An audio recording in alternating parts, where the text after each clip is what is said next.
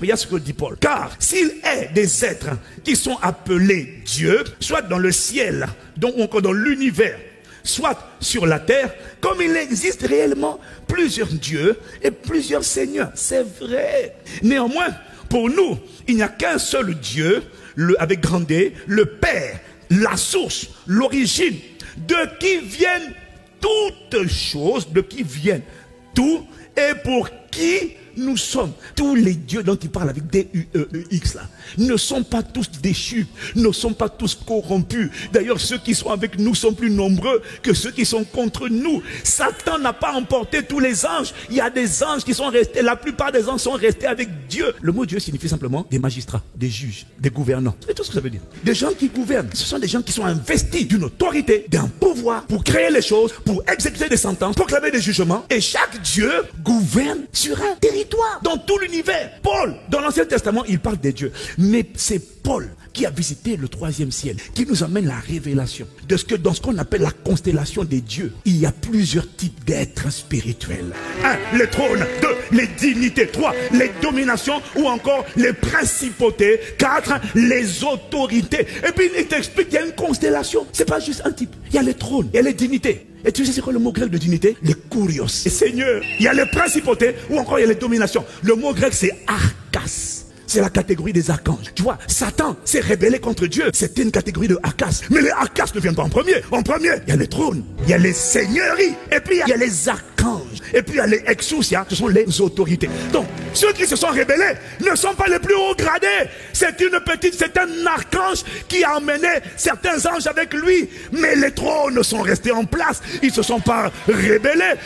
Les seigneuries ne se sont pas rébellées. Oh non! Ceux qui sont rébellés, c'est un archange parmi les archanges. Archange veut dire principauté ou encore domination, établi sur un territoire déterminé. Pour que tu ne le mettes pas au même niveau que les dieux avec petit d, Paul écrit aux Colossiens, ok, je sais qu'il y en a qui vous ont dit qu'il y a des anges, il y a des créatures, mais moi je viens vous annoncer de qui on est en train de parler quand on vous parle de ce Jésus, Seigneur et Sauveur et Rédempteur et Protecteur et Avocat et Bouclier et Souverain Sacrificateur et Médiateur et Intercesseur. Ce Jésus-là, il n'est pas un des dieux parmi les dieux, non. Ce Jésus-là, il est l'image du Dieu invisible, le premier-né de toute la création. Maintenant il t'explique, car en lui, en qui? Il parle de Christ, ils ont été créés en lui.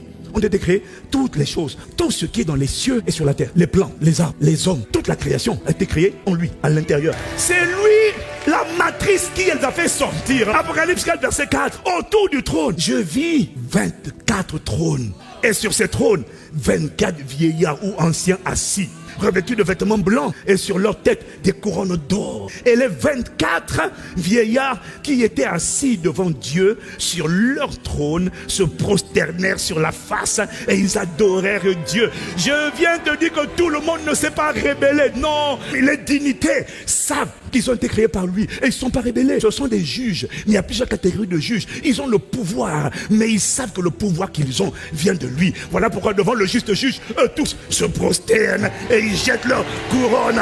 Oh!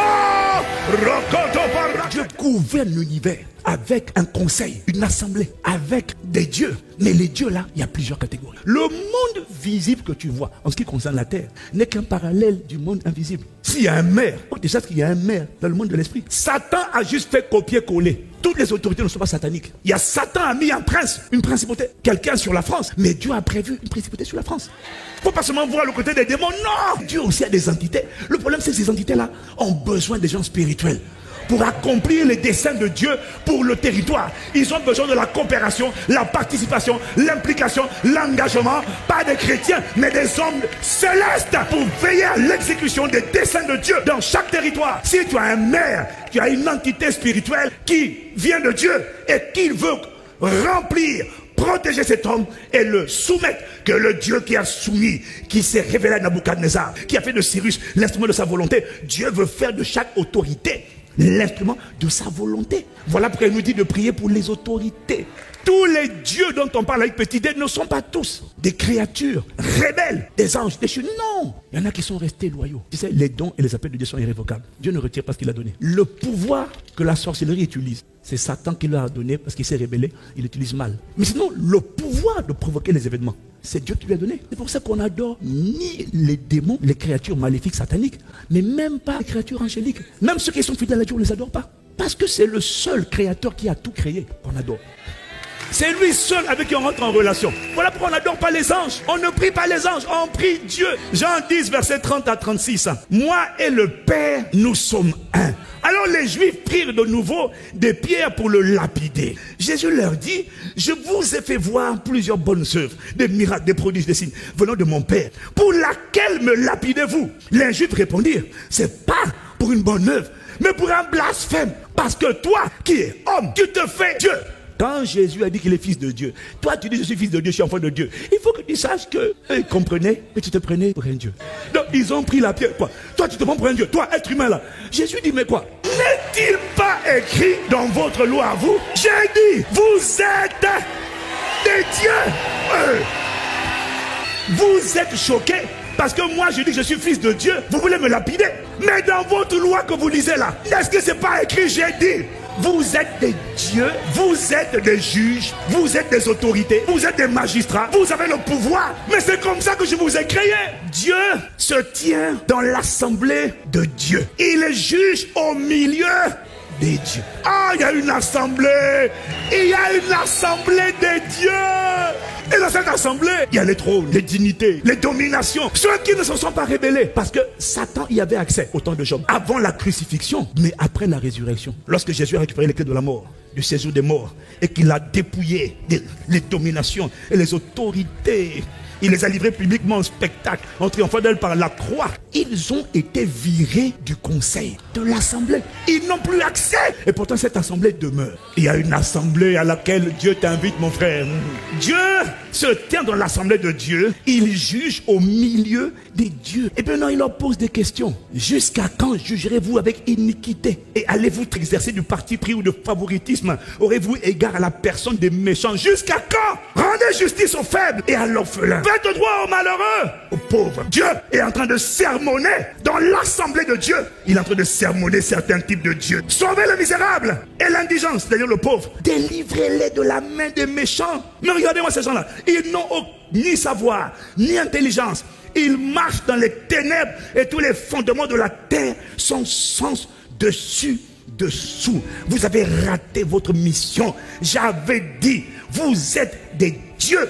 Vous êtes tous des fils du Très-Haut. Cependant, vous mourrez comme des hommes. Vous tomberez comme un prince quelconque. Jésus, c'était dans le contexte où les gens sont scandalisés. Parce que lui, il assume le fait d'être Dieu. Et puis il dit, mais vous-même au commencement, n'a-t-il pas dit au commencement, j'avais dit vous êtes des dieux? Cette sentence-là, tu vois que c'est venu après la chute de l'homme. Parce qu'au commencement, j'avais dit vous êtes des dieux. Vous êtes des fils du Très-Haut. J'avais dit ça. Mais Dieu ne peut pas reprocher à des créatures spirituelles de ne pas rendre justice aux faibles, de faire du favoritisme. Dieu ne peut pas le reprocher à des êtres angéliques. Parce que la terre n'est pas leur sphère de gouvernement. Dieu est en train de faire un reproche à des hommes qui auraient dû délivrer des méchants, qui auraient dû sauver le misérable, qui auraient dû sauver le pauvre, exercer la justice envers le malheureux, mais qui sont remplis d'iniquité et qui font du favoritisme.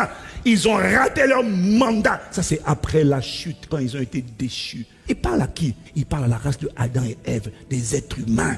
Il parle à la race des êtres humains qui étaient en Adam, qui auraient dû gouverner la terre, mais qui se sont disqualifiés. Dieu est là, entouré de son conseil.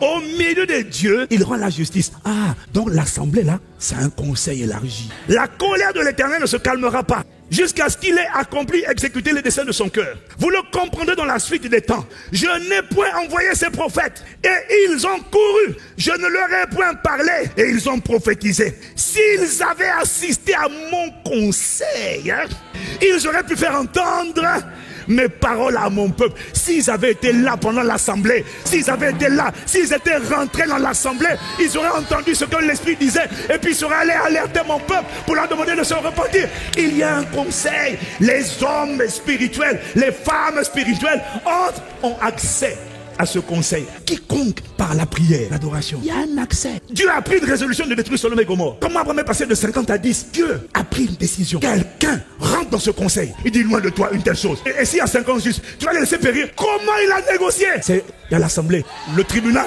Il y a quelqu'un qui est rentré là-bas et qui est venu se tenir en intercession pour Sodome et Gomorrhe. Son corps physique était là, mais en prière, il est monté dans les hauteurs.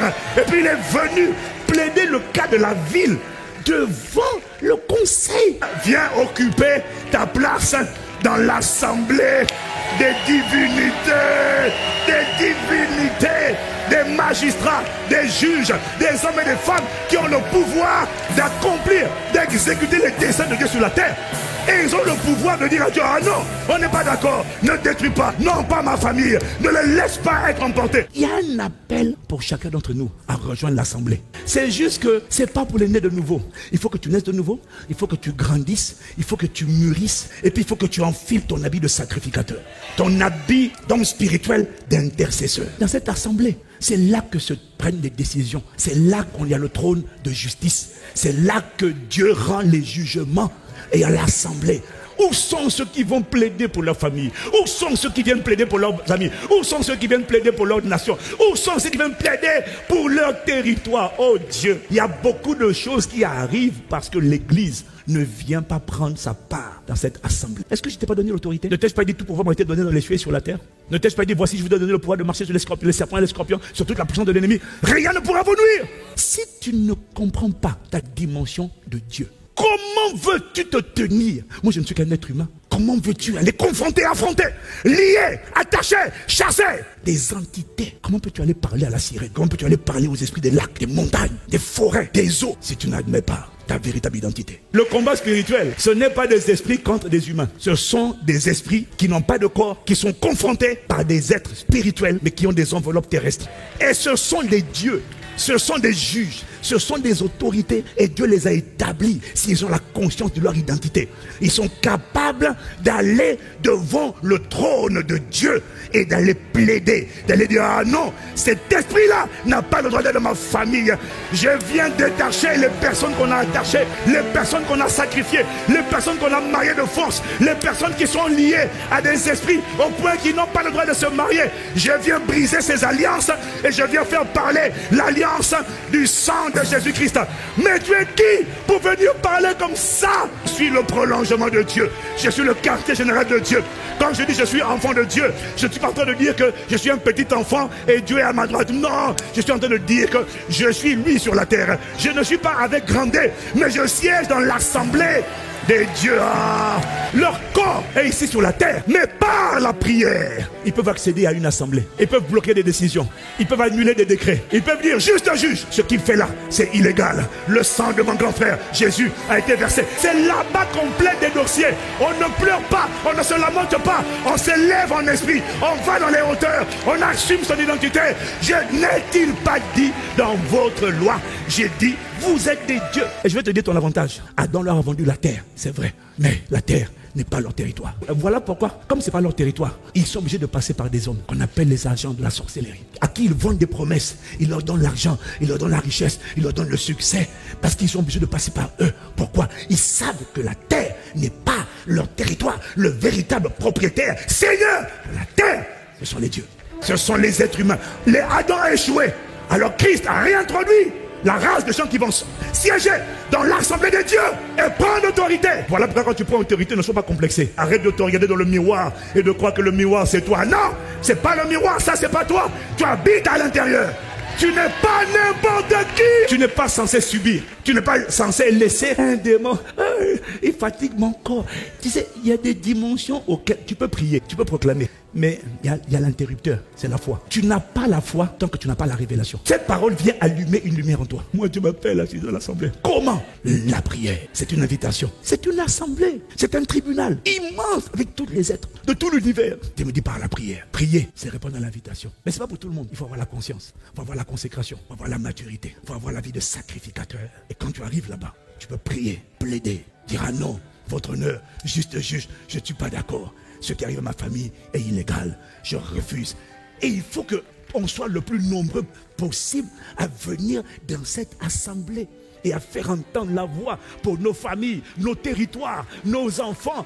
C'est là-bas que les dossiers se règlent. Satan fait ce qu'il veut parce que ceux qui ont été investis de la vraie autorité sur la terre ne sont pas venus prendre leur position. Ils ne sont pas venus occuper leur fonction. Ce tribunal n'est pas seulement un lieu où on rend des justices, on rend des jugements. Cette assemblée est également un tribunal où on peut venir devant le trône de grâce. C'est le même trône, il n'y en a pas deux. Afin d'obtenir miséricorde. Regarde ce qu'il dit. Approchons-nous avec assurance, sans douter, trône de la grâce, afin d'obtenir miséricorde et de trouver grâce pour être secouru dans nos besoins. Ce lieu, c'est aussi un lieu de restauration. C'est aussi un lieu d'apaisement. C'est aussi un lieu où on vient se fortifier. On vient implorer la miséricorde.